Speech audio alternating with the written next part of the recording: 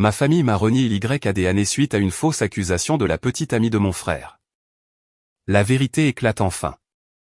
Cette famille, qui a détruit ma vie, tente de revenir, ignorant que j'ai rebâti une nouvelle vie et une nouvelle famille sans eux.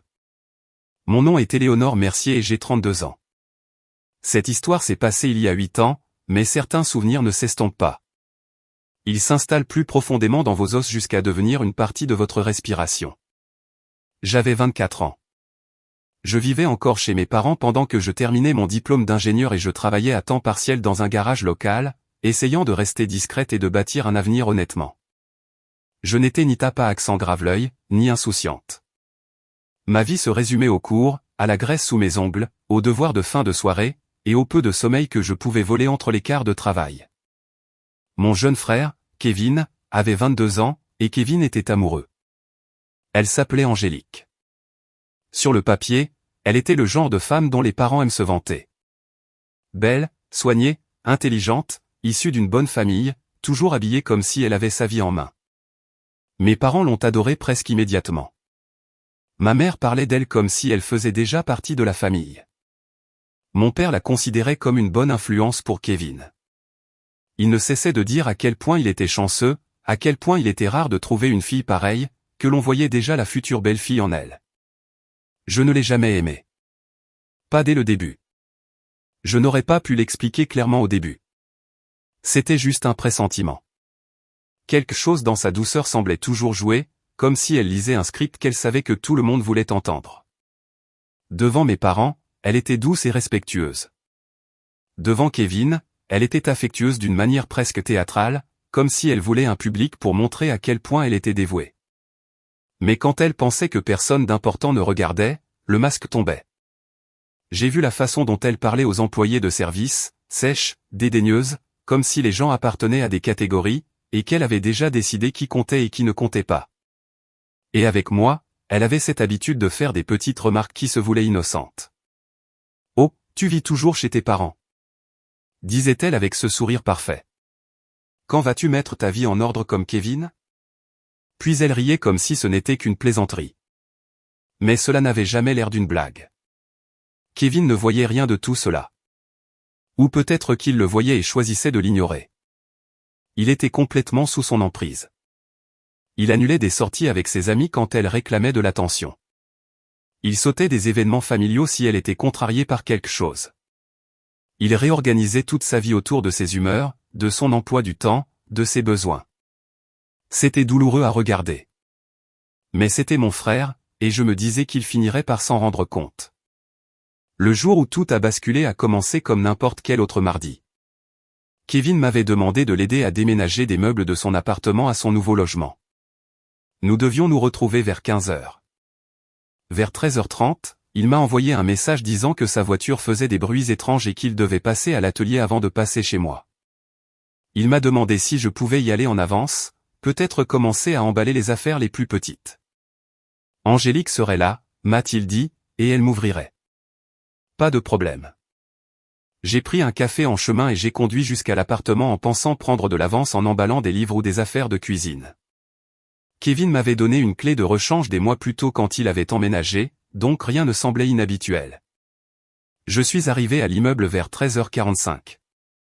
Le couloir était calme, ce silence de semaine morte que l'on n'entend que dans les immeubles d'appartements quand tout le monde est au travail. J'ai pris l'ascenseur jusqu'au 3e étage, j'ai marché jusqu'à la porte de Kevin, et j'allais frapper quand j'ai entendu des voix à l'intérieur. Je me souviens avoir pensé qu'Angélique était probablement au téléphone. J'ai déverrouillé la porte et je suis entré, appelant « Salut, c'est moi ». Pour ne pas lui faire peur. Puis je les ai vus. Angélique était plaquée contre le mur du salon avec les mains de Julien partout sur elle. Ils s'embrassaient comme s'ils avaient oublié que le reste du monde existait. Julien, l'ami de mon frère depuis l'université, le gars qui avait été présent à chaque dîner d'anniversaire, chaque barbecue d'été, chaque fête de famille depuis 3 ans. Pendant une seconde, tout en moi s'est arrêté. Puis tout est revenu d'un coup. Qu'est-ce que c'est que ce bazar ? Ma voix a claqué dans la pièce comme du verre brisé. Ils se sont immédiatement séparés. Le visage d'Angélique a changé en premier. Une seconde, elle semblait rougie et essoufflée, et la suivante, elle avait l'air submergée par la panique pure. Julien s'est retourné et est devenu blanc en me voyant là. Personne n'a parlé. Je les fixais, puis elle, puis lui à nouveau. Vous vous moquez de moi, là? J'ai dit dans l'appartement de Kevin. Toujours rien. Puis Angélique a commencé à pleurer, pas seulement à avoir les larmes aux yeux. Pleurer, sangloter à grosses larmes, comme si quelqu'un avait appuyé sur un interrupteur. Elle a repoussé Julien et a titubé en arrière vers le coin de la pièce, une main sur la bouche, l'autre tremblante. S'il te plaît, ne lui dis rien, ne cessait-elle de répéter. S'il te plaît, ne lui dis rien. Julien s'est placé devant elle comme s'il la protégeait de moi. Éléonore, tu dois partir, a-t-il dit. Pas, juste. J'ai éclaté de rire. Pas parce que quelque chose était drôle, mais parce que c'était tellement surréaliste que je ne savais pas quoi faire d'autre. Kevin est mon frère, j'ai rétorqué. Qu'est-ce que vous foutez, Julien? Angélique a commencé à hyperventiler. Elle pleurait si fort qu'elle avait du mal à articuler. Sniff, il va tout raconter. Kevin ne me le pardonnera jamais. Oh mon Dieu. Il va tout raconter. J'aurais dû le comprendre à ce moment-là. J'aurais dû comprendre que la culpabilité normale n'avait pas cet aspect. Qu'il y avait quelque chose de trop rapide, de trop calculé, même dans la panique. Mais à l'époque, j'étais juste furieuse. J'ai dit à tous les deux qu'ils étaient dégoûtants. Julien n'a cessé de me dire de partir. Angélique n'a cessé de pleurer. Toute la pièce semblait empoisonnée. Finalement, j'ai juste dit, oubliez ça, et je suis sorti. J'ai conduit jusqu'à la maison en tremblant, essayant déjà de trouver comment j'allais annoncer la nouvelle à Kevin. Je savais que ça allait le briser. Je savais qu'il serait humilié, mais c'était toujours mon frère, et je croyais qu'il méritait la vérité. J'étais à mi-chemin de la conversation que je répétais dans ma tête quand mon téléphone a sonné. Kevin. Dès que j'ai décroché, il criait « Qu'est-ce que tu as fait à Angélique ?» Je me suis arrêté si brusquement que mon café s'est renversé sur le siège passager. « De quoi tu parles ?» Sa voix était si en colère que je pouvais à peine le comprendre. Les mots se bousculaient. Angélique l'avait appelée. Elle était hystérique. Elle avait dit que je l'avais attaquée. Qu'elle était seule quand je suis arrivé. Et quand l'aidant pour le déménagement, je m'étais imposé à elle. J'ai senti un froid glacial me parcourir. Puis il a dit que Julien avait appuyé son histoire. Il prétendait être entré et m'avoir arraché à elle. Il prétendait que je les avais menacés tous les deux. Pendant un instant, j'ai sincèrement cru que je l'entendais mal. Kevin, ai-je dit, c'est de la folie. Je les ai surpris en train de s'embrasser. Elle te trompe avec Julien. Tais-toi, a-t-il crié. Tu es une menteuse. Ma poitrine s'est serrée. Angélique ne me tromperait jamais. Il a dit qu'elle m'aimait. Tu es juste jalouse parce que tu n'arrives pas à mettre ta vie en ordre et que tu ne peux pas trouver quelqu'un comme elle. Cela m'a tellement frappé que je me suis tue. Jalouse de ça. Kevin m'a écouté. J'ai dit, en essayant de garder la voix stable. J'ai utilisé ma clé. Je suis entré et ils étaient enlacés. Pourquoi inventerais-je ça? Parce que tu l'as toujours détesté. Elle ment pour se sauver. Elle parle à la police. La police? Je me souviens avoir serré le volant si fort que mes doigts me faisaient mal. Kevin, je suis ta sœur, ai-je dit. Pourquoi mentirais-je à propos de quelque chose comme ça? Parce que tu ne supportes pas de me voir heureux. Puis il a raccroché. Je suis resté assise dans ma voiture, le cœur battant, fixant le pare-brise comme si le monde avait basculé sur le côté. 20 minutes plus tôt, j'essayais de comprendre comment annoncer à mon frère que sa petite amie le trompait. Maintenant, j'étais apparemment une prédatrice. J'ai conduit directement chez mes parents. Ils étaient dans la cuisine quand je suis entré, et un seul regard sur leur visage m'a dit qu'Angélique les avait devancés. Les yeux de ma mère étaient rouges. Mon père était assis raide à table, me regardant comme si j'étais quelqu'un qu'il ne reconnaissait pas. « Est-ce vrai ?» a-t-il demandé. J'ai failli rire à nouveau, mais cette fois il n'y avait rien d'hystérique. « Qu'est-ce qui est vrai ?» ai-je dit. Que j'ai surpris Angélique en train de me tromper et qu'elle ment à ce sujet. Oui, c'est vrai. Ma mère a poussé un horrible son comme si j'avais confessé quelque chose de monstrueux. Comment as-tu pu faire ça, a-t-elle murmuré. Je l'ai regardé. Faire quoi? À ton frère, a-t-elle dit. À cette pauvre fille. J'ai commencé à expliquer rapidement d'abord, puis plus lentement quand j'ai réalisé qu'ils n'écoutaient pas vraiment. Je leur ai dit exactement ce que j'avais vu. Je leur ai dit que Julien était là. Je leur ai dit qu'Angélique avait paniqué dès mon entrée. Je leur ai dit qu'elle avait inventé cela parce qu'elle avait été surprise. Le visage de mon père n'a pas changé. Ma mère n'a fait que pleurer. Ils avaient déjà décidé. Ce fut le premier moment où j'ai compris quelque chose que j'allais mettre des années à accepter pleinement. Les gens croiront un mensonge commode avant d'affronter une vérité gênante. Et Angélique était commode. Elle était soignée, jolie, fragile en apparence, facile à protéger. J'étais leur fille, oui, mais j'étais aussi indépendante, directe, pas particulièrement douce sur les bords. Je travaillais de mes mains. Je disais ce que je pensais à ce moment-là. Elle ressemblait à quelqu'un qui méritait d'être sauvé, et j'avais l'air de quelqu'un qu'il pouvait imaginer avoir tort. Kevin est arrivé plus tard avec Angélique. Elle était enveloppée dans sa veste comme si elle avait froid. Ses yeux étaient gonflés. Elle a tressailli quand je suis entré dans la pièce. C'était la performance d'une vie. Ma mère s'est précipitée pour lui faire du thé. Mon père a tapoté Kevin sur l'épaule et lui a dit qu'il faisait bien de rester à ses côtés. Et moi, je suis resté là à regarder ma propre famille réconforter la femme qui me détruisait. Kevin n'a même pas voulu me regarder. Quand j'ai essayé de lui parler, il a dit « Reste loin d'elle ». Mon propre frère l'a dit comme si j'étais dangereuse. Cette nuit-là, il m'a acculé devant ma chambre. Il avait l'air différent, pas blessé, pas confus, furieux. « Si tu t'approches à nouveau d'Angélique, a-t-il dit. Je te passerai moi-même à tabac. » Je l'ai fixé. C'était le petit frère que j'avais appris à lancer un ballon.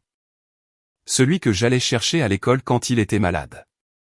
Celui que j'avais défendu dans chaque stupide dispute dans laquelle il s'était fourré quand il était enfant. Kevin, ai-je dit doucement. Elle ment. Il a attrapé ma chemise et m'a repoussé contre le mur. Tu continues de mentir, a-t-il sifflé. Très bien, ai-je dit. Ne me crois pas, mais quand la vérité éclatera, ne viens pas pleurnicher auprès de moi. Son visage s'est tordu comme s'il me haïssait. La seule vérité, a-t-il dit, c'est que ma sœur est un monstre. 2 jours plus tard, la police est venue m'arrêter. Je savais que l'arrestation arrivait. Cela n'a pas rendu la chose moins humiliante. Quand la voiture de police s'est arrêtée devant notre maison, j'étais debout devant la fenêtre, espérant à moitié, stupidement, désespérément, qu'ils étaient là pour autre chose. Peut-être un voisin, peut-être la mauvaise adresse, peut-être un malentendu bizarre qui se dissoudrait dès que quelqu'un poserait la bonne question. Au lieu de cela, on a frappé à la porte. Ferme, officiel, définitif. Mon père a répondu. Ma mère se tenait derrière lui, une main sur la bouche. Kevin était déjà dans le salon, Angélique blottie contre lui comme si elle appartenait plus là qu'à moi. 2 agents sont entrés et ont demandé mon nom. Mon nom complet, mon ancien nom. Ce nom semblait plus lourd d'une certaine manière à ce moment-là, comme s'il appartenait déjà à quelqu'un de ruiné. Ils m'ont lumé droit devant ma famille, devant les gens qui auraient dû dire « Il doit y avoir une erreur. C'est notre fille. Parlez-lui. Écoutez-la, s'il vous plaît. » Mais personne n'a dit cela. Personne n'a bougé. Ma mère a pleuré. Mon père fixait le sol. Kevin a resserré son bras autour d'Angélique tandis qu'elle détournait le visage comme si même me regarder était trop douloureux. J'ai tendu mes mains parce que je n'allais pas faire de scène. Je n'allais pas leur donner la satisfaction de dire que j'avais l'air instable ou dangereuse. Pourtant, les menottes brûlaient. Pas physiquement, émotionnellement. Chaque clic de métal autour de mes poignets ressemblait à un verdict. Dehors, des rideaux bougeaient aux fenêtres voisines. Monsieur Holloway d'en face arrosait sa pelouse et s'est figé à la seconde où il m'a vu être escorté dehors. Une femme promenant son chien a ralenti. J'ai gardé les yeux fixés devant moi, mais je pouvais tout sentir. Les regards, les murmures qui commenceraient avant même que la voiture de police ne tourne au coin de la rue. Le trajet jusqu'au poste ressemblait à un mauvais rêve dont je ne pouvais pas me réveiller. Au commissariat, on m'a assise dans une salle d'interrogatoire froide qui sentait faiblement le vieux café et l'eau de Javel. Il y avait une table en métal boulonnée au sol, 2 chaises, et une caméra dans le coin qui semblait me regarder respirer. Le détective chargé de mon dossier était plus âgé, peut-être la cinquantaine avancée, épaules larges, yeux fatigués, le genre de visage qui semble avoir vu toutes les versions de l'échec humain et qui ne s'attend plus à être surpris. Il ne s'est pas présenté chaleureusement. Il s'est présenté avec suspicion. Il s'est assis en face de moi, a ouvert un dossier et a commencé à poser des questions sur un ton qui me disait qu'il connaissait déjà les réponses. « L'avez-vous planifié ?» Je l'ai fixé. « Planifié quoi ? Cette agression ?» Le mot m'a frappé comme une gifle. Je n'ai agressé personne. Il s'est légèrement penché en arrière, m'étudiant. Alors c'était impulsif. Puis j'ai senti quelque chose craquer en moi. Je suis entré dans l'appartement de mon frère et j'ai trouvé sa petite amie en train de le tromper avec son ami. Il a émis un petit son au fond de sa gorge. Ni tout à fait d'incrédulité, ni tout à fait ennui. C'est ce qu'ils disent tous, a-t-il marmonné. Je ne sais pas ce qui a fait le plus mal, l'accusation, ou à quel point cela lui semblait ordinaire. Comme si l'effondrement de ma vie n'était qu'un mardi de plus. Je lui ai tout raconté à nouveau. Le message de Kevin plus tôt. La clé de rechange. Les voix à l'intérieur. Angélique contre le mur. Les mains de Julien sur elle. Sa panique. Sa défensive. Leur peur immédiate que je le dise à Kevin. Il a écrit des choses, mais son visage ne s'est pas adouci. Il a demandé si j'avais des preuves. Non. Des SMS? Non. Des images de vidéosurveillance? Je ne savais pas. Des témoins? Non. Quelqu'un d'autre savait-il qu'Angélique trompait Kevin? Pas à ma connaissance. Puis il m'a demandé si j'avais déjà mis Angélique mal à l'aise auparavant. J'ai ri une fois, amer et bref. Non. Aviez-vous déjà eu des disputes? Elle faisait des commentaires passifs-agressifs tout le temps, mais non, nous n'avions pas de querelle continue. L'aimiez-vous moins? Oui. Cela était apparemment une erreur. Il a levé les yeux immédiatement. Pourquoi? Parce qu'elle était fausse. Parce qu'elle était impolie quand personne d'important ne regardait. Parce qu'elle manipulait mon frère? Il a pris une autre note. Je pouvais pratiquement voir comment cela sonnait dans sa tête. Sœur aînée pleine de ressentiment. Jalouse. En colère. Instable. Je voulais traverser la table et lui faire avouer la vérité. Au lieu de cela, je suis resté assise pendant des heures à répondre à des questions posées de 20 façons différentes, toutes basées sur une seule supposition, la culpabilité. Au moment où ils m'ont relâché, en attendant l'enquête, j'avais l'impression d'avoir été ouverte et laissée à vif. Quand je suis rentré à la maison n'avait plus l'air d'un foyer. Elle ressemblait à une salle d'audience où le verdict avait déjà été rendu. Personne n'a demandé comment ça s'était passé. Personne n'a demandé si j'allais bien. Ma mère était dans la cuisine en train de faire de la soupe pour Angélique. Angélique, qui était assise à notre table dans l'un des cardigans de ma mère, pâle et tremblante comme si c'était elle dont la vie avait été brisée. Mon père murmurait quelque chose de doux pour elle.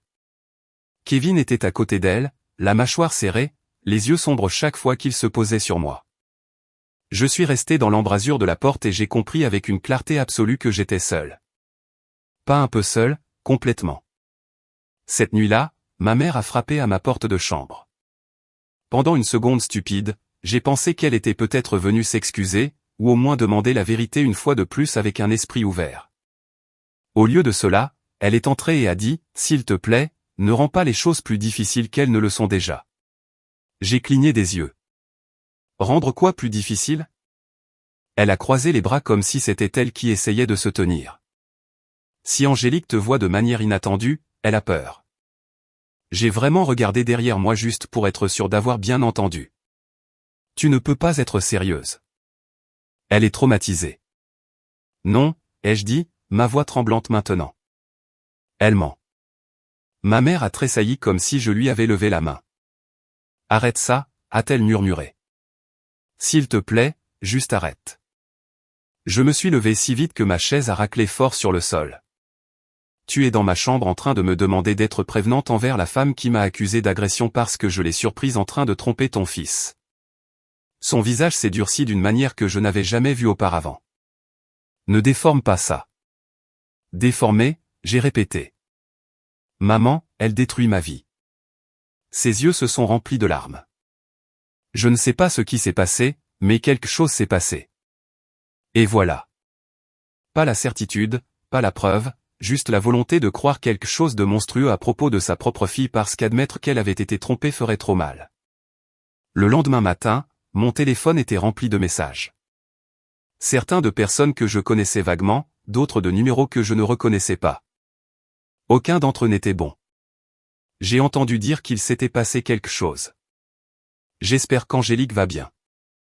Je n'arrive pas à croire que ce soit toi. Qu'est-ce qui ne va pas chez toi? Une amie de l'université a envoyé « Dis-moi que ce n'est pas vrai ». Je lui ai répondu immédiatement. Ce n'est pas vrai. Elle n'a jamais répondu. À la fin de la semaine, mon université m'a suspendu en attendant l'enquête. Ils l'ont formulé dans un langage administratif froid concernant la sécurité des étudiants et la responsabilité institutionnelle, mais le message était assez simple. Tu es un problème et nous ne voulons pas être associés à toi tant que quelqu'un d'autre ne nous dit pas que c'est sûr. Le garage m'a renvoyé 2 jours plus tard. Mon patron n'osait même pas me regarder dans les yeux. Tu comprends, a-t-il dit. Ce n'est pas personnel. C'était entièrement personnel. Tout était personnel maintenant. La ville s'est retournée contre moi plus vite que je ne le pensais possible. Les gens qui me connaissaient depuis que j'étais enfant sont soudainement devenus des experts sur le genre de personne que j'avais dû être depuis le début. Les femmes à l'épicerie me regardaient trop attentivement. Les hommes me regardaient comme si j'étais dégoûtante ou pathétique. Les conversations s'arrêtaient quand je rentrais quelque part. Les rumeurs se répandaient si vite qu'elles semblaient devancer les faits. Et à l'intérieur de la maison, la performance ne s'est jamais arrêtée. Angélique était là constamment, plus que constamment, en fait. Elle était incrustée dans la maison, son sac à main sur le comptoir de la cuisine, ses chaussures près de la porte, sa voix basse et blessée dans le salon, ses larmes arrivant précisément quand quelqu'un faisait attention. Si j'entrais dans une pièce de manière inattendue, elle se raidissait, prenait une inspiration, parfois même tressaillait. Kevin se plaçait immédiatement entre nous, toujours. C'est devenu une chorégraphie. Il s'asseyait à côté d'elle pendant chaque crise dramatique. Il me lançait des regards noirs pendant le dîner comme si j'étais un animal qu'on avait laissé entrer par erreur. Mon père ne me parlait que lorsque c'était nécessaire. Ma mère bougeait prudemment autour de moi avec ce terrible mélange de peur et de déception qui me donnait envie de crier. Au dîner un soir, j'ai essayé une fois de plus. Je ne sais pas pourquoi. Peut-être parce qu'une partie de moi croyait encore que le sang comptait éventuellement. Je n'ai pas fait ça, ai-je dit. Silence. 4 personnes à table. Personne ne me regardait. Je les ai surpris, elle et Julien. La fourchette de Kevin a heurté son assiette. Ne dis pas son nom. Pourquoi? Parce que cela rend cela plus difficile à ignorer. Il a repoussé sa chaise si brusquement qu'elle a raclé le sol. Tu es malade, a-t-il dit. J'ai regardé mes parents. S'il vous plaît, juste une fois, demandez-vous pourquoi elle m'a accusé le jour même où je l'ai surprise en train de me tromper. Mon père a posé sa serviette avec une précision douloureuse. Ça suffit. Non, ça ne suffit pas. Rien de tout cela ne suffit. Vous agissez tous comme si, assez, Éléonore. Sa voix s'est brisée comme un fouet. La pièce est devenue silencieuse. Même Angélique a arrêté de faire semblant de pleurer assez longtemps pour paraître satisfaite. J'ai repoussé ma chaise et je suis allé dans ma chambre avant de tout casser. La seule personne qui me croyait était Jérémy. Jérémy et moi étions amis depuis des années. Il n'était pas dramatique et n'était pas le genre de personne qui cherchait des histoires ou qui s'insérait dans le chaos à moins d'y tenir vraiment. Quand il est arrivé à la maison quelques jours après l'arrestation, Kevin est littéralement sorti de la pièce. Jérémy a frappé une fois à ma porte de chambre et est entré, portant des plats à emporter bon marché et le genre d'expression que les gens portent aux funérailles. Tu as l'air terrible, a-t-il dit. J'ai failli sourire. Merci. Il a posé la nourriture et s'est assis sur le bord de la chaise de mon bureau. Je sais que tu ne l'as pas fait. Cette phrase m'a presque brisé. Parce que cela faisait des jours que personne ne me disait quelque chose qui ne sonnait pas comme un jugement ou une peur. Comment? J'ai demandé, détestant à quel point ma voix semblait petite. Il a haussé les épaules. Parce que je te connais et parce qu'Angélique a toujours été bizarre. J'ai laissé échapper un souffle tremblant. Je l'ai surprise avec Julien. J'ai pensé que c'était quelque chose comme ça. Je l'ai regardé vivement. Qu'est-ce que tu veux dire? Il a hésité. Je n'ai jamais rien vu de définitif, a-t-il dit. Mais il y a eu des moments, bizarres, des regards entre eux. Trop de familiarité. J'ai pensé que j'imaginais peut-être. Je suis restée assise à le fixer, en partie soulagée, en partie furieuse. Tu aurais pu dire quelque chose. Je sais. Il avait l'air sincèrement honteux. Je sais. Nous avons mangé en silence pendant 1 minute. Puis il a dit, ça ne tiendra pas, je l'ai regardé. Il s'est penché en avant, les coudes sur les genoux. Les gens mentent. Les histoires se fissurent. Si Julien la couvre, il fera une erreur quelque part. Les gars comme ça le font toujours. Je voulais le croire. Dieu, je le voulais, mais l'espoir semblait dangereux à ce moment-là. L'enquête a traîné pendant 6 semaines. 6 semaines de temps suspendu. 6 semaines à me réveiller dans la même maison et à me sentir comme une intrue. 6 semaines à regarder Angélique jouer la fragilité pendant que mes parents louaient son courage. 6 semaines où Kevin agissait comme si la protéger était un acte noble au lieu d'une trahison. Chaque jour le même poison. Chaque jour le même silence.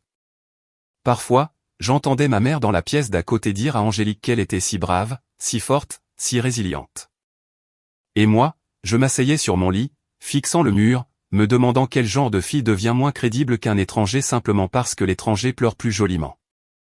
Il y a eu des moments où j'ai remis en question ma propre mémoire. Non pas parce que je doutais de ce que j'avais vu, mais parce que se faire dire que l'on a tort encore et encore par tous ceux que l'on aime fait quelque chose de violent à l'esprit. La nuit, je restais éveillé à rejouer chaque seconde dans l'appartement de Kevin. Le couloir. La clé dans la serrure. Ma voix appelant Angélique contre le mur. Les mains de Julien. La panique. Je rejouais la scène jusqu'à ce que je déteste le son de mes propres pensées. Un après-midi, peut-être 4 semaines après le début, je suis descendu chercher de l'eau et je me suis arrêté en entendant des voix dans le salon. Ma mère, mon père, Kevin, Angélique, elle rend les choses plus difficiles en continuant de le nier, a dit doucement ma mère. Continuer à le nier comme si la vérité était une phase. Kevin a dit, une fois que ce sera fini, elle devra partir. Je suis sérieux. Angélique ne pourra pas guérir avec elle dans les parages. Mon père n'a pas argumenté. C'est la partie dont je me souviens le plus. Pas l'accusation, ni même l'arrestation. Ce silence calme et pragmatique de l'homme qui était censé me protéger. Comme si m'enlever de la famille était déjà devenu la prochaine étape évidente, je me suis retiré avant qu'il ne me voie, je suis remonté, j'ai fermé la porte de ma chambre et, pour la première fois depuis que tout avait commencé, j'ai pleuré. Pas fort, pas dramatiquement, juste ce pleur horrible et tremblant qui vient de la réalisation que vous n'attendez plus que les gens vous choisissent. Ils avaient déjà choisi. Puis, après plus d'1 mois d'enfer, j'ai reçu un appel du détective. Il voulait me revoir au poste. Son ton était différent cette fois. Pas chaleureux, mais différent. Et pour la première fois depuis le début de ce cauchemar, j'ai senti quelque chose de dangereux s'agiter dans ma poitrine. Pas du soulagement. Pas encore. Quelque chose de plus petit, de plus aigu. La possibilité que peut-être le mensonge commençait enfin à se fissurer. Quand le détective m'a demandé de revenir au poste, je m'attendais à un autre interrogatoire. Une autre longue session à expliquer la même histoire à quelqu'un qui avait déjà décidé que je mentais. Au lieu de cela, quand je me suis assise en face de lui à nouveau, quelque chose dans son expression avait changé. Pas amical, mais plus certain. Il a ouvert le même dossier qu'auparavant, sauf que cette fois, il n'a pas commencé par des accusations. Il a commencé par Julien. Votre ami de frère, a-t-il dit. Julien Moreau. Oui. Il s'est légèrement penché en arrière sur sa chaise. Son histoire a changé 3 fois. Pendant une seconde, je n'ai pas répondu parce que je n'étais pas sûr de l'avoir bien entendu. Qu'est-ce que vous voulez dire? La première déclaration qu'il a donnée disait qu'il était entré alors que j'attaquais déjà Angélique. Il a fait glisser un papier sur la table. La deuxième déclaration disait qu'il avait entendu des cris du couloir avant d'entrer. Un autre papier. La troisième déclaration dit qu'il est arrivé juste au moment où l'incident se terminait. J'ai fixé les pages. 3 versions, 3 chronologies, aucune ne correspondant. Le détective a observé mon visage attentivement. Les gens qui disent la vérité s'en tiennent généralement à la même histoire. Mon cœur a commencé à battre plus vite. Et Angélique? Ai-je demandé. Sa bouche s'est serrée. Nous avons demandé ses relevés téléphoniques. Mon estomac s'est affaissé. Il s'éclaircit la gorge et je ne peux pas discuter des détails, a-t-il dit. Mais nous avons trouvé des conversations avec Julien. Il n'a pas répondu directement, mais il n'a pas non plus nié. Pour la première fois en 6 semaines, j'ai vu de l'incertitude dans ses yeux. Avez-vous des preuves? A-t-il demandé qu'Angélique et Julien avaient une liaison avant cela? Non, ai-je dit doucement. Parce que je n'en avais pas. Tout ce que j'avais, c'était le souvenir de ce que j'avais vu. Et apparemment, cela n'avait pas suffi à empêcher toute ma vie de s'effondrer. Il n'y avait pas de caméra dans l'immeuble, a-t-il ajouté. Nous avons vérifié. Bien sûr qu'il n'y en avait pas. Pourquoi y aurait-il quelque chose d'aussi simple? L'entretien n'a duré que 30 minutes. 30 minutes? Cela semblait être une éternité. Quand j'ai quitté le poste, je me suis assise dans ma voiture pendant près d'1 heure, fixant le volant. Quelque chose changeait. Je le sentais. Mais j'avais déjà appris à ne pas faire confiance à l'espoir. L'espoir avait des dents. 2 semaines plus tard, le détective m'a rappelé. J'ai décroché, m'attendant à une autre série de questions. Au lieu de cela, il a dit 4 mots qui ont tout changé. Nous abandonnons les poursuites. Pendant un instant, je n'ai pas pu respirer. Quoi? Il n'y a aucune preuve soutenant la plainte d'Angélique, a-t-il dit calmement. Et de multiples incohérences qui contredisent son récit. J'ai fermé les yeux. 6 semaines. 6 semaines d'humiliation, de peur et d'isolement. 6 semaines à être traité comme une criminelle. 6 semaines qui avaient détruit mon éducation, mon emploi, ma réputation, et maintenant c'était fini. Ou du moins, c'est ce que je pensais. Vous êtes libre de partir, a-t-il conclu. Libre. Le mot sonnait creux. J'ai conduit jusqu'à la maison, m'attendant à quelque chose. Du soulagement. Des excuses. Un choc. Quelque chose. Au lieu de cela, je suis entré dans la cuisine et j'ai trouvé mes parents assis à table. Kevin et Angélique étaient là aussi. Je leur ai dit. Les poursuites avaient été abandonnées. Personne n'a semblé surpris. Mon père s'est penché en arrière sur sa chaise. Eh bien, a-t-il dit lentement. Ce n'est pas parce qu'ils ne peuvent pas le prouver que rien ne s'est passé. Les mots m'ont frappé plus fort que l'arrestation. Je l'ai regardé. Vous êtes sérieux là? Ma mère s'est frotté les tempes comme si elle avait mal à la tête. Le système judiciaire n'est pas parfait. La voix de Kevin est venue ensuite. Froide. Bien sûr qu'ils ont abandonné. Cela ne veut pas dire que tu es innocente. Je l'ai regardé avec incrédulité. Tu penses que la police a juste décidé d'arrêter d'enquêter pour s'amuser? Il ne voulait probablement pas s'en occuper, a-t-il dit. Les acrobaties mentales étaient époustouflantes.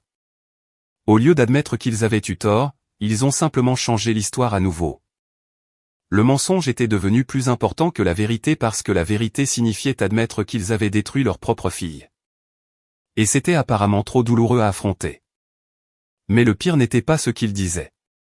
C'était ce qu'ils faisaient. Rien n'a changé. Angélique était toujours là, assise à notre table, toujours enveloppée dans la bulle protectrice que ma famille avait construite autour d'elle. Ma mère lui faisait toujours son thé.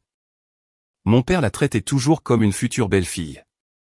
Kevin la regardait toujours comme si elle était la chose la plus précieuse au monde. J'étais celle qui était devenue le problème. La présence inconfortable que tout le monde devait tolérer. Le dîner ce soir-là fut le plus silencieux que j'ai jamais connu. Je me suis assise là à regarder ma famille se mouvoir autour du mensonge qu'ils avaient choisi comme s'il s'agissait de meubles. Personne ne s'est excusé. Personne n'a reconnu ce qui s'était passé. C'était comme si l'enquête avait été un inconvénient malheureux.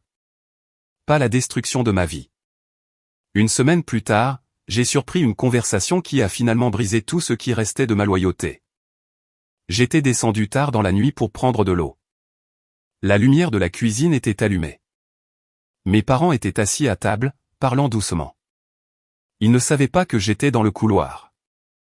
Je m'inquiète juste pour Angélique, a dit ma mère. Mon père a soupiré. Elle est toujours très fragile. Fragile ? Je me suis appuyé contre le mur, figé. Elle ne devrait pas avoir à voir Éléonore tout le temps, a continué ma mère doucement. Ça rend tout pire pour elle. Mon père n'a pas répondu immédiatement. Puis il a dit la phrase qui a mis fin à ma vie dans cette maison. Peut-être qu'il serait préférable qu'Éléonore déménage. Tout simplement. Pas de colère, pas d'argument, juste une décision pratique. Comme si éloigner leur fille de la famille était la solution évidente pour protéger le mensonge de quelqu'un d'autre. Je suis resté là dans l'obscurité à les écouter discuter de l'endroit où je pourrais aller. Peut-être que je pourrais rester chez un ami. Peut-être que ce serait bien pour moi de prendre un nouveau départ ailleurs. Peut-être que la distance aiderait tout le monde à guérir. Ils en parlaient comme si je n'étais pas une personne, comme si j'étais un problème à relocaliser. Je suis retourné à l'étage sans faire de bruit, j'ai fermé la porte de ma chambre et je me suis assise sur le bord du lit, fixant le sol. J'ai réalisé quelque chose à ce moment-là. J'avais lutté pour des gens qui m'avaient déjà enterré. J'avais essayé de prouver mon innocence à des gens qui me préféraient coupable. Parce que si j'étais innocente, alors ils étaient les méchants. Et personne n'aime découvrir cela sur soi-même. Vers minuit, j'ai commencé à faire mes valises. Pas de manière dramatique, pas avec colère, juste tranquillement. Des vêtements, des livres, mon ordinateur portable, la petite boîte d'objets d'enfance que j'avais gardée au fond de mon placard. Tout ce que je possédais tenait dans 2 sacs de sport et le coffre de ma voiture. 24 ans de vie réduit à quelques tas de tissus et de papier. Avant de partir, j'ai écrit une note, pas émotive, pas longue, juste quelques phrases. Je quitte la ville. Ne me cherchez pas. J'espère que vous êtes tous heureux du choix que vous avez fait. J'ai laissé la note sur le comptoir de la cuisine.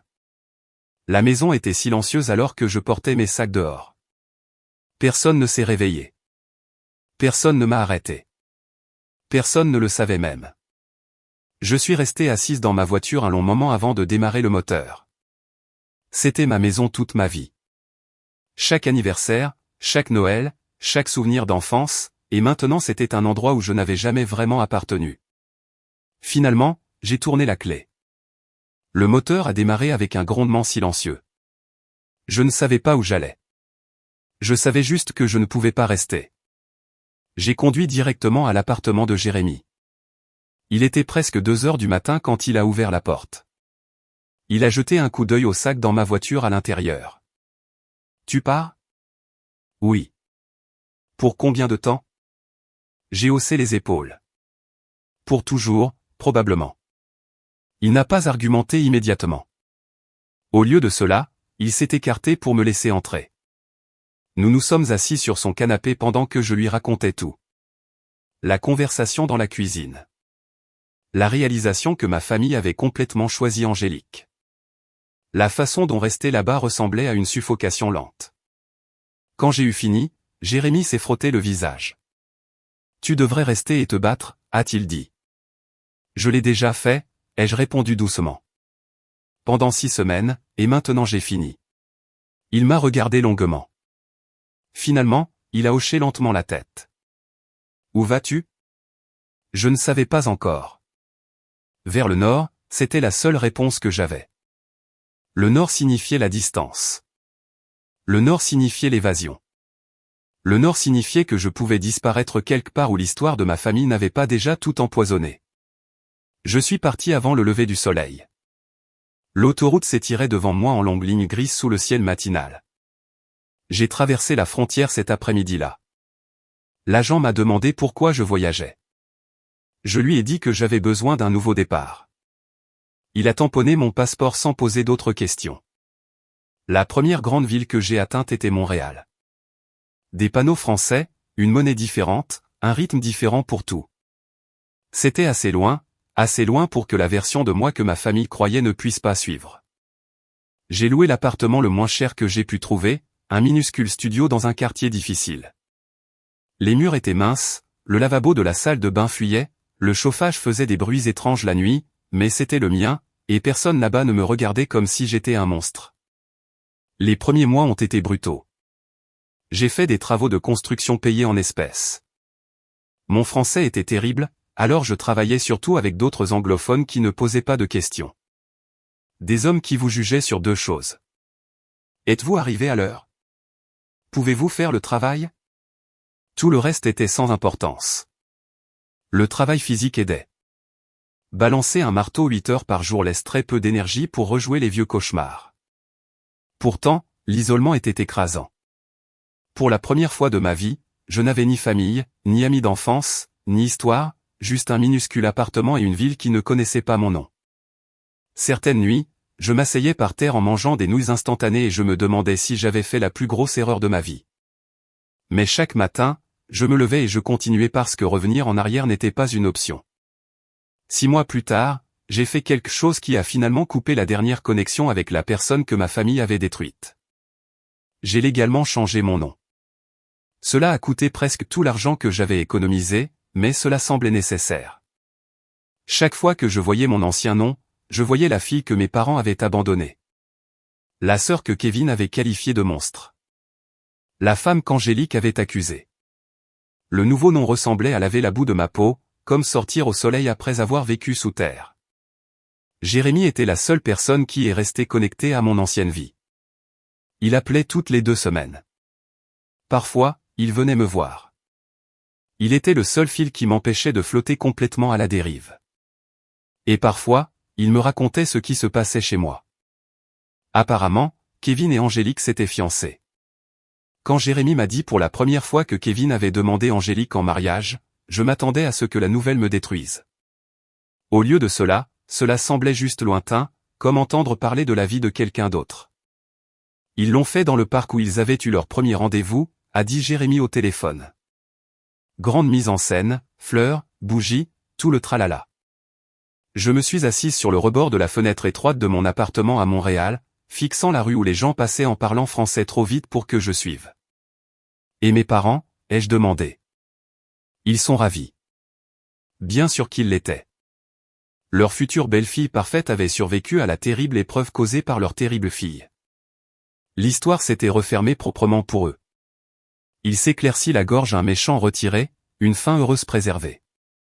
Ils parlent déjà de mariage et de petits-enfants, a ajouté Jérémy prudemment. J'ai attendu la douleur. Elle n'est pas venue. Pas de la manière dont elle venait avant. Tant mieux pour eux, ai-je dit doucement. Jérémy n'a pas argumenté. Il a juste soupiré à l'autre bout de la ligne. Montréal est lentement devenue plus qu'une évasion. Elle est devenue une vie. L'équipe de construction avec laquelle je travaillais était rustre, mais juste. Personne n'a posé de questions sur mon passé parce que tout le monde là-bas en avait un qu'il préférait ne pas discuter. Tu te présentais, faisais le travail, et faisais ta part. C'était suffisant. Le travail était épuisant, mais honnête. Monter des murs, poser des cloisons sèches, transporter du bois dans des escaliers qui semblaient ne jamais finir. Cela forçait mon esprit dans le moment présent. On ne peut pas manier un marteau tout en revivant une trahison dans sa tête. Petit à petit, j'ai commencé à reconstruire quelque chose en moi. Après environ 1 an, j'ai pris la décision qui m'a fait plus peur que de quitter la maison. Je me suis inscrite à un programme universitaire pour terminer mon diplôme d'ingénieur. Retourner dans une salle de classe après des mois de travail physique semblait étrange. Mes mains étaient encore calleuses du travail de construction, et je me surprenais à m'asseoir trop droite sur ma chaise, comme si j'attendais que quelqu'un crie des instructions. Mais quelque chose dans le fait d'étudier à nouveau m'a rappelé qui j'étais avant que tout ne s'effondre. Avant Angélique, avant les accusations, avant que ma famille ne choisisse un mensonge, je me suis fait quelques amis occasionnels, des gens avec qui prendre un café entre les cours ou regarder des matchs de hockey dans des bars bon marché. Rien de profond. Je n'étais pas prête pour le profond. La confiance était devenue quelque chose de fragile. L'idée de laisser quelqu'un s'approcher assez pour me blesser à nouveau semblait imprudente. Pourtant, la vie continuait d'avancer. Mon travail s'est aussi amélioré. L'une des entreprises de construction avec lesquelles je travaillais m'a offert un poste stable une fois qu'ils ont vu que je savais réellement ce que je faisais. Le salaire était meilleur, le travail plus stable, et lentement mon minuscule appartement a commencé à se remplir de petits signes que je ne faisais plus seulement survivre. Un meilleur canapé, une bibliothèque d'occasion, une machine à café qui n'avait pas le goût de plastique brûlé. Vers ma 2e année à Montréal, j'ai commencé à sortir à nouveau. Avec prudence, avec précaution. Les premières tentatives n'ont pas duré longtemps. J'étais trop sur mes gardes, trop rapide à m'éloigner si quelque chose semblait même légèrement faux. Certaines femmes me trouvaient distante. D'autres pensaient que je n'étais pas sérieuse. Elles avaient peut-être raison. Mais puis, au cours de ma 3e année en ville, quelque chose a changé. C'est arrivé dans un café près du campus. L'endroit était petit et toujours bondé d'étudiants penchés sur leurs ordinateurs portables. Je m'étais arrêté là après le cours pour revoir mes notes quand quelqu'un a demandé si la chaise vide en face de moi était prise. J'ai levé les yeux. Il avait les cheveux noirs, des yeux fatigués, et ce genre de confiance détendue qui vient de quelqu'un qui n'essaie pas d'impressionner qui que ce soit. Non, ai-je dit. Allez-y, il s'est assis avec un café et une pile de manuels. Nous avons travaillé en silence pendant près d'1 heure avant qu'il ne lève les yeux et dise « Ingénierie ». J'ai hoché la tête. Moi aussi, a-t-il dit. Génie civil. Il s'appelait Luc Benoît. Il avait déménagé à Montréal de Vancouver pour terminer son programme de 3e cycle. Son horaire était tout aussi chaotique que le mien. Cours, travail à temps partiel, nuit tardive enfouie dans des projets. Notre première conversation a duré peut-être 10 minutes. Mais la fois suivante où je suis venu dans ce café, il était là à nouveau. Puis encore la semaine suivante.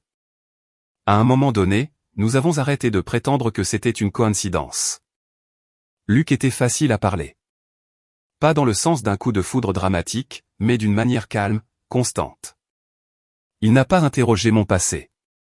Quand j'ai mentionné que j'avais déménagé au Canada quelques années plus tôt, il a simplement hoché la tête et a dit que déménager de ville était toujours compliqué. Quand j'hésitais à répondre à certaines questions, il ne poussait pas. La patience comptait plus qu'il ne le réalisait probablement. Parce que la patience signifiait la sécurité. Nous avons commencé à passer plus de temps ensemble. Le café s'est transformé en dîner. Les dîners se sont transformés en longues promenades dans la ville après minuit. Quand les rues de Montréal étaient plus calmes et que le monde semblait plus petit, Luc avait aussi sa propre histoire. Quelques années plus tôt, il avait fréquenté une femme pendant longtemps, quelqu'un qu'il pensait épouser un jour. Cette relation s'était mal terminée, et bien qu'il n'entre pas dans les détails, cela l'avait rendu prudent. Son ex-petite amie était partie bien avant que nous nous rencontrions. Quoi qu'il se soit passé entre eux appartenait fermement au passé. Cette prudence partagée a créé quelque chose d'étrange entre nous. Aucun de nous ne s'est précipité. Aucun de nous n'a exigé d'explication. Nous avons juste construit quelque chose lentement. 1 an s'est écoulé avant que je lui raconte la vérité sur mon passé. À ce moment-là, il me connaissait assez bien pour que je n'ai pas peur de ce qu'il pourrait voir. Nous étions assis dans mon appartement, le même petit endroit que j'avais loué à mon arrivée à Montréal. La neige tombait dehors par des flocons épais et silencieux. Je lui ai tout raconté. Mon frère, Angélique, l'accusation, l'arrestation, l'enquête, la façon dont ma famille avait choisi elle plutôt que moi. Quand j'ai eu fini, la pièce était complètement silencieuse. Luc n'a pas interrompu une seule fois. Finalement, il a dit la seule chose qui comptait. C'est de la folie. J'ai cligné des yeux. Quoi? Que ta famille ait cru ces paroles plutôt que les tiennes? Il n'y avait aucune hésitation dans sa voix. Aucun doute. Aucune incertitude polie. Juste une incrédulité claire que quelqu'un puisse avoir traité quelqu'un qu'il aime de cette façon. Pendant un moment, je n'ai pas pu parler parce que l'entendre dire cela à voix haute confirmait quelque chose que j'avais eu peur de croire pendant des années. Je n'étais pas folle.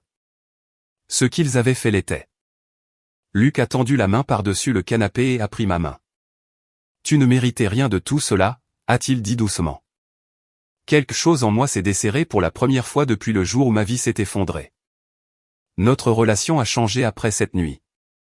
Pas soudainement, mais régulièrement. La confiance a grandi là où la peur régnait. Finalement, Luc m'a emmené à Vancouver pour rencontrer ses parents. J'étais nerveuse d'une manière à laquelle je ne m'attendais pas. Rencontrer la famille de quelqu'un semblait dangereux après tout ce qui s'était passé. Mais ses parents étaient normaux, chaleureux, curieux. Son père a passé un après-midi à m'apprendre à pêcher sur le fleuve Fraser, expliquant les techniques avec la patience de quelqu'un qui l'avait fait 1000 fois auparavant. Sa mère préparait d'énormes repas et insistait pour que je ramène des restes. Ils n'ont pas remis mon passé en question. Ils n'ont pas exigé d'explications. Ils ont simplement accepté que leur fils se souciait de moi et c'était suffisant. Les regarder interagir était presque surréaliste. Ils étaient mariés depuis plus de 30 ans et riaient encore ensemble comme s'ils appréciaient sincèrement la compagnie de l'autre. Je me souviens avoir pensé, voilà à quoi ressemble une famille. 2 ans après notre rencontre, Luc et moi avons découvert que nous attendions des jumeaux, un garçon et une fille. La nouvelle m'a terrifié, mais elle m'a aussi rempli d'une détermination que je n'avais jamais ressentie auparavant. Ces enfants ne grandiraient jamais en se demandant si leur famille croyait en eux. Ils ne douteraient jamais que les gens qui les aiment seraient à leur côté quand les choses deviendraient difficiles. Quand les jumeaux sont nés, tout a changé à nouveau. Les tenir dans mes bras pour la première fois a donné l'impression que le monde faisait soudainement la mise au point. Luc a pleuré. J'ai ri et pleuré en même temps. Et à ce moment-là, j'ai su quelque chose avec une certitude absolue. Je ne laisserai jamais personne blesser ses enfants comme j'avais été blessé. Les années qui ont suivi ont été les plus heureuses de ma vie. Les parents de Luc ont pris leur retraite tôt et ont déménagé à Montréal pour être plus proches de leurs petits-enfants. Son père nous a aidés à acheter une maison dans un quartier calme avec de bonnes écoles. Sa mère a pratiquement emménagé pour le premier mois après la naissance des jumeaux, nous apprenant à survivre au chaos d'élever 2 nouveau-nés à la fois. La maison s'est remplie de bruit. Crayons sur la table de la cuisine. Dessins d'école collés au réfrigérateur. Samedi matin avec des crêpes et des dessins animés. Luc a terminé son programme de 3e cycle et a commencé à travailler comme ingénieur. Ma propre carrière a également continué de croître.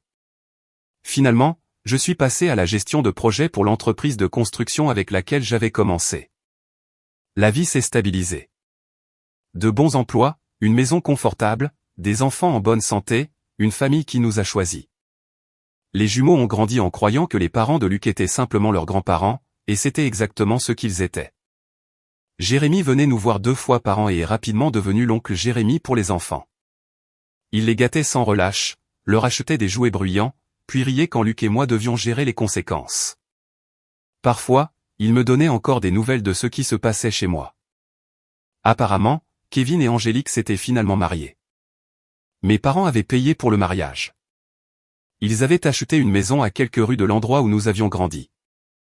De l'extérieur, leur vie semblait parfaite. Une belle femme, une carrière stable, une famille qui les soutenait, la fin de conte de fées que tout le monde avait protégé. Et moi, j'étais parti. Ne pas être mentionné, ne pas être discuté, juste effacé. Au début, cette réalisation faisait mal. Mais au fil des années, la douleur s'est estompée en quelque chose de plus calme parce que j'avais construit une vie qui ne dépendait pas de leur approbation. Quand 8 ans se sont écoulés depuis que j'avais quitté la maison, ma famille à Montréal était tout ce qui comptait.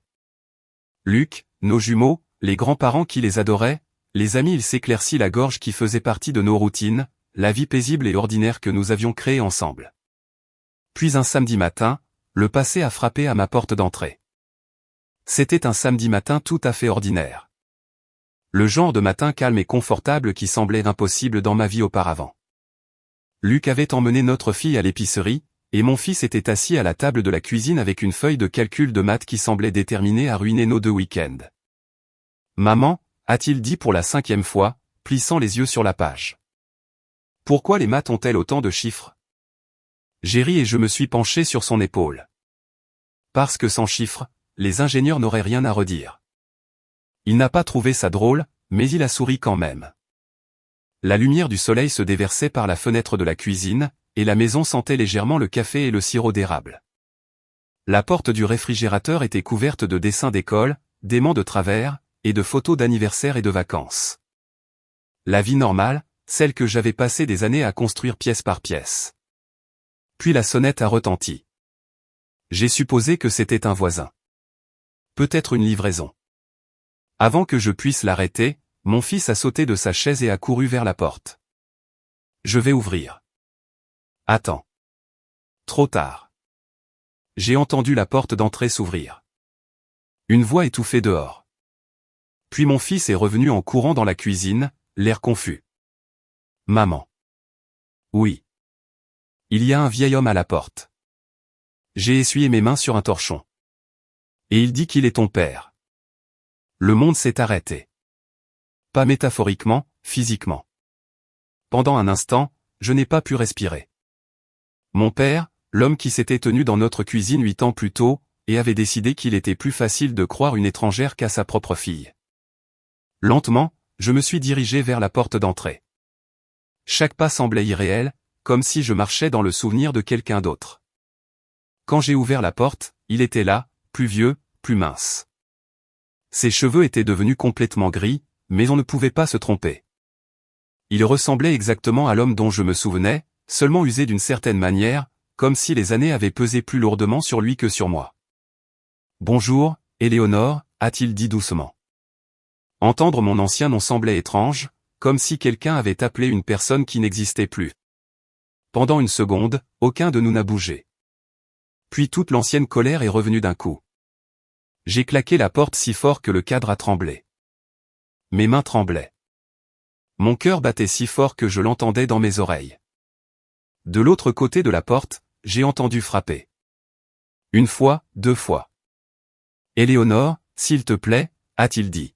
« Laisse-moi juste te parler. » Je n'ai rien dit. Un autre coup. « Je sais que tu es en colère. Tu as tout à fait le droit d'être en colère, mais donne-moi juste quelques minutes. » Sa voix semblait différente, pas forte, pas confiante, brisée. Je suis resté là, fixant la porte comme si elle allait exploser. Puis la porte d'entrée s'est ouverte à nouveau. Luc et notre fils sont entrés en portant des sacs d'épicerie. Elle a immédiatement couru vers la cuisine. Luc s'est arrêté quand il a vu mon visage. « Qu'est-ce qui ne va pas ?» J'ai fait un signe de tête vers la porte. « Mon père est dehors. » Luc a cligné des yeux. « Celui qui ?» « Oui. » Il a jeté un coup d'œil à la porte, puis à moi. « Tu veux que je lui dise de partir ?» Une partie de moi le voulait. Une partie de moi ne voulait rien de plus que de faire semblant que ce moment n'arrivait pas. Mais une autre partie de moi, celle qui avait passé 8 ans à se demander comment ils avaient pu faire ce qu'ils ont fait, avait besoin de réponses. « Je vais lui parler » ai-je dit. Luc a hoché lentement la tête. « Je vais garder les enfants à l'étage. » Il m'a serré l'épaule avant de se diriger vers le couloir. J'ai attendu d'avoir entendu les portes de chambre se fermer. Puis j'ai ouvert la porte d'entrée. Mon père était toujours là. L'air d'hiver s'enroulait autour de son manteau. Pendant un moment, nous nous sommes juste regardés. « Tu as bien réussi » a-t-il dit doucement, jetant un coup d'œil derrière moi à la maison. Des photos de famille alignées sur le mur du couloir. Des fêtes d'anniversaire, des événements scolaires, des vacances, des années de souvenirs dont il n'avait jamais fait partie. « Sans ta contribution » ai-je répondu. Il a baissé les yeux. Puis-je entrer ? J'ai hésité, puis je me suis écarté. Il est entré lentement dans le salon et s'est assis sur le canapé comme si ses jambes allaient lâcher s'il ne le faisait pas. Pour la première fois, j'ai remarqué à quel point il semblait vieux. Pas seulement physiquement, émotionnellement. « Qu'est-ce que tu veux ? » ai-je demandé. Il a pris une profonde inspiration.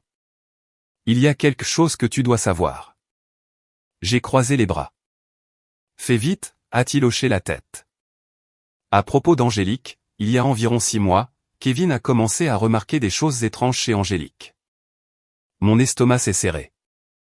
Elle était secrète avec son téléphone, quittant la maison à des heures étranges, restant tard au travail alors qu'il n'y avait pas de projet réel. Je n'ai rien dit. Kevin l'a suivie un soir, a continué mon père. Elle lui a dit qu'elle allait à un club de lecture. Au lieu de cela, Kevin a trouvé sa voiture garée devant un restaurant en centre-ville. Il a attendu dans le parking pendant 3 heures. Quand Angélique est finalement sortie du restaurant, elle n'était pas seule. Elle était avec Julien. Le même Julien, le même homme avec qui je l'avais surprise 8 ans plus tôt. Kevin n'est pas allé les confronter immédiatement. Au lieu de cela, il a commencé à surveiller, la suivant occasionnellement, vérifiant les relevés bancaires, regardant les relevés téléphoniques, rassemblant des preuves, des photos, des vidéos, des reçus d'hôtel. Ce qu'il a découvert a détruit tout ce en quoi il croyait concernant son mariage. La liaison n'avait jamais pris fin. Pas une seule fois, pas même après les accusations, pas même après le mariage. Ils se voyaient tout le temps.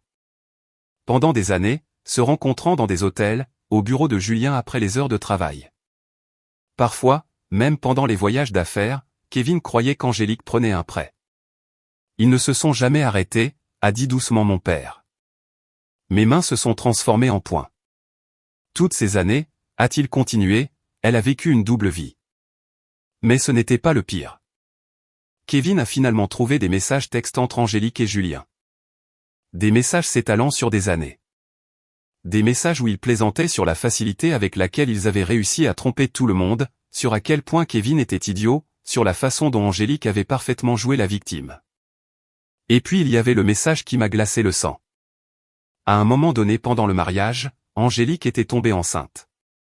Pas de Kevin, mais de Julien. Elle avait secrètement mis fin à la grossesse parce qu'elle avait peur que la vérité ne sorte. J'ai fixé mon père, incrédule. Ils en ont ri dans les messages, a dit mon père. Ils ont plaisanté sur le fait d'avoir failli se faire prendre. La pièce est soudainement devenue très petite. Quand Kevin l'a finalement confrontée avec tout, a continué mon père, elle a avoué. Tout, la liaison, les mensonges, l'accusation. Elle a admis que quand je les ai surpris ce jour-là, elle a paniqué. Elle savait que si Kevin découvrait la vérité, tout s'effondrerait. Alors, elle a fait la seule chose à laquelle elle pouvait penser. Elle m'a accusé. Elle a laissé toute ma vie être détruite pour protéger son secret. Et Kevin, ai-je demandé doucement. Mon père s'est frotté le visage. Il est dévasté. Apparemment, quand Kevin a découvert la vérité, cela l'a brisé. 8 ans de mariage construit sur des mensonges. 8 ans à défendre une femme qu'il avait trahie. 8 ans à croire la pire chose possible à propos de sa propre sœur. Il est venu me demander conseil pour le divorce, a dit mon père. C'est là que nous avons tout découvert. J'ai fixé le sol. 8 ans. 8 ans trop tard. Kevin veut s'excuser, a dit mon père doucement. Il essaie de te trouver depuis des mois. J'ai ri. Cela est sorti aigu et amer. Maintenant, il veut s'excuser. Il ne savait pas comment te trouver. Tu as complètement disparu. Bien sûr que je l'ai fait. J'avais été effacé bien avant de partir. Et toi? Ai-je demandé. Mon père a levé les yeux. Et moi? Quelle est ton excuse? Son visage s'est légèrement contracté. Tu l'as cru. Tu as cru une étrangère plutôt que ta propre fille. Sa voix s'est brisée. Je n'ai pas d'excuse. Pendant un moment, aucun de nous n'a parlé. Puis il a dit doucement, nous avons eu tort. Pendant un long moment après que mon père eut prononcé ces mots, la pièce fut complètement silencieuse. Nous avions tort. 8 ans de ma vie réduits à 4 mots. Je me suis appuyé contre le mur et je l'ai étudié. Il semblait plus vieux que 73 ans à ce moment-là. L'homme qui remplissait autrefois chaque pièce d'autorité semblait maintenant petit, assis sur mon canapé, les mains jointes comme s'il avait peur qu'elles tremblent. Nous avions tort, a-t-il répété doucement, complètement et absolument tort. L'excuse flottait dans l'air entre nous. Elle aurait dû signifier quelque chose. 8 ans plus tôt, ces mots auraient tout signifié. Mais le temps change le poids des choses. Maintenant, il semblait étrangement léger. Qu'est-ce qui a changé, ai-je finalement demandé. Il a cligné des yeux. Qu'est-ce que tu veux dire? Tu as passé 8 ans à croire que j'étais capable d'agression, ai-je dit. 8 ans à croire que ta fille était une sorte de monstre. Ma voix est restée calme. Trop calme. Et maintenant, soudainement, tu es ici en admettant que tu avais tort. Pourquoi? Il a regardé ses mains. Parce que nous avons finalement vu la vérité. J'ai failli rire. Félicitations, ai-je dit doucement. Il vous a fallu seulement 8 ans. Ses épaules se sont affaissées. Tu ne comprends pas ce que ça a été pour nous. Je l'ai fixé. Non, ai-je dit. Vous ne comprenez pas ce que ça a été pour moi. Pendant un instant, j'ai pensé qu'il allait argumenter. Au lieu de cela, ses yeux se sont remplis de larmes. Ta mère n'est plus la même depuis que tu es parti, a-t-il dit doucement. Cela m'a pris au dépourvu. Quoi? Elle pleure à chaque Noël, a-t-il dit. À chaque anniversaire. Elle garde ta vieille chambre exactement comme elle était. Elle dit, peut-être qu'un jour tu reviendras à la maison. Les mots auraient dû m'adoucir, mais tout ce que j'ai ressenti, c'est de la colère. Sa fille était là, ai-je dit. Vous avez juste choisi de ne pas la croire. Il a tressailli. Nous pensions, tu pensais qu'il était plus facile de croire une menteuse que d'admettre que vous aviez été dupé. J'ai marché jusqu'au comptoir de la cuisine et je m'y suis appuyé. Vous n'avez pas seulement douté de moi, ai-je continué. Vous avez détruit ma vie. Mon père n'a rien dit. Vous m'avez laissé arrêter, ai-je dit. Vous m'avez regardé perdre mon travail, mon éducation, ma réputation, et même après l'abandon des poursuites, vous l'avez toujours choisi. Ses yeux se sont brièvement fermés. Nous avions peur. De quoi? De la possibilité que nous ayons eu tort sur tout. J'ai secoué lentement la tête. Vous n'avez pas choisi la vérité, ai-je dit. Vous avez choisi le confort. Les mots ont plané entre nous.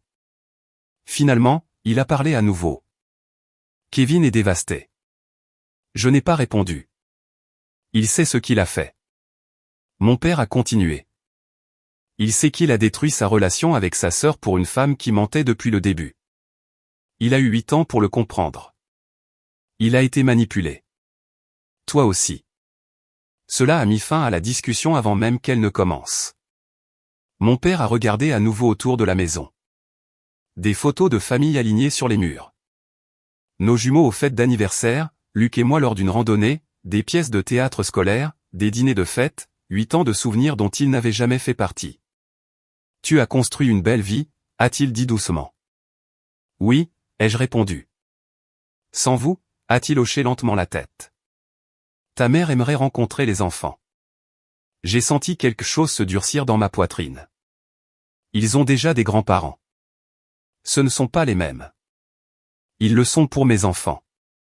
Il a dégluti. Ils méritent de connaître leur vraie famille. C'est le cas. J'ai fait un geste vers le couloir où Luc et les jumeaux étaient à l'étage. C'est leur vraie famille. Mon père a fixé le sol pendant plusieurs secondes. Puis il a fouillé dans la poche de son manteau et a sorti un petit papier plié. Kevin m'a demandé de te donner ça, a-t-il dit. Je n'ai pas bougé. C'est son numéro de téléphone.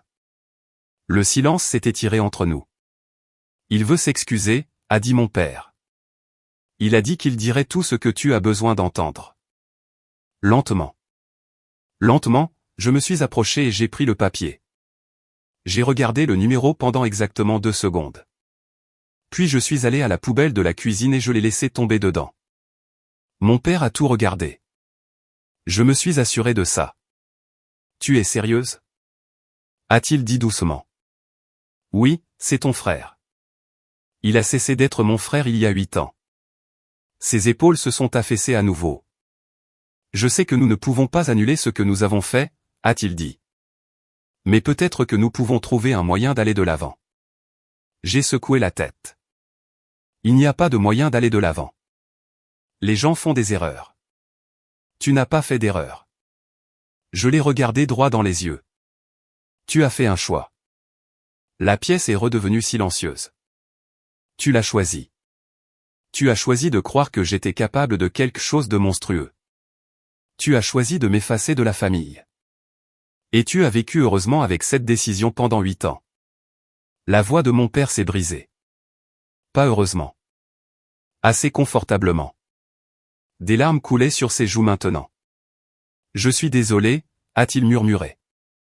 Je sais que tu le hais, et je crois cette partie, mais croire n'était pas la même chose que pardonner. J'ai passé des années en thérapie, ai-je continué doucement. J'avais des cauchemars où je commençais à me demander si peut-être j'étais le genre de personne que vous croyez que j'étais. Mon père s'est couvert la bouche. J'ai reconstruit ma vie à partir de rien, ai-je dit.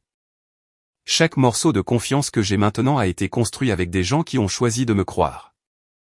J'ai fait un geste vers les escaliers à nouveau. Mon mari, mes enfants, ma famille. Ils m'ont choisi. Il a hoché lentement la tête. Je peux le voir. Pendant un long moment, aucun de nous n'a parlé. Puis je me suis dirigé vers la porte d'entrée et je l'ai ouverte. L'air froid s'est précipité dans la maison. Tu devrais partir. Il s'est levé lentement. Pendant une seconde, il a semblé qu'il allait dire autre chose. Au lieu de cela, il est allé à la porte. Avant de sortir, il s'est retourné une dernière fois. Je suis fier de la femme que tu es devenue, a-t-il dit doucement. Je n'ai pas répondu. Il est sorti. J'ai fermé la porte, et c'est ainsi, 8 ans d'histoire inachevée se sont terminés par un doux clic. Pendant plusieurs minutes, je suis resté là dans le couloir silencieux. Mes mains tremblaient. Ma poitrine était serrée. Puis, l'émotion que j'avais retenue a finalement éclaté. Je me suis assise sur le canapé et j'ai pleuré. Pas parce qu'il me manquait, pas parce que je regrettais ma décision. J'ai pleuré parce que quelque chose en moi se sentait enfin libre. 8 ans de colère, 8 ans à me demander si la vérité finirait par éclater. Elle l'avait fait, et cela n'avait plus d'importance. Quelques minutes plus tard, Luc est descendu. Il s'est assis à côté de moi et a passé un bras autour de mes épaules. C'est fini, a-t-il demandé doucement. J'ai hoché la tête. Ils connaissent la vérité maintenant. Et j'ai essuyé mon visage. Cela ne change rien. Il m'a serré la main. C'est ta famille, ai-je dit doucement. Toi et les enfants et tes parents. C'est assez pour moi. Luc a souri doucement. Plus tard dans la nuit, Jérémie a appelé. Apparemment, mon père l'avait contacté plus tôt pour obtenir mon adresse. Je débattais pour savoir si je devais t'avertir, a admis Jérémie. Tu n'avais pas besoin de le faire. Alors, comment ça s'est passé? Je lui ai tout raconté. La confession, les excuses, la vérité sur Angélique. La tentative de renouer contact. Jérémie a ri quand j'ai fini. Il leur a fallu du temps. Ouais. Dommage qu'il t'ait perdu dans le processus. J'ai regardé autour du salon. Des jouets d'enfants par terre. Des photos de famille sur les murs, le confort paisible d'une vie construite sur la vérité. Leur perte, ai-je dit.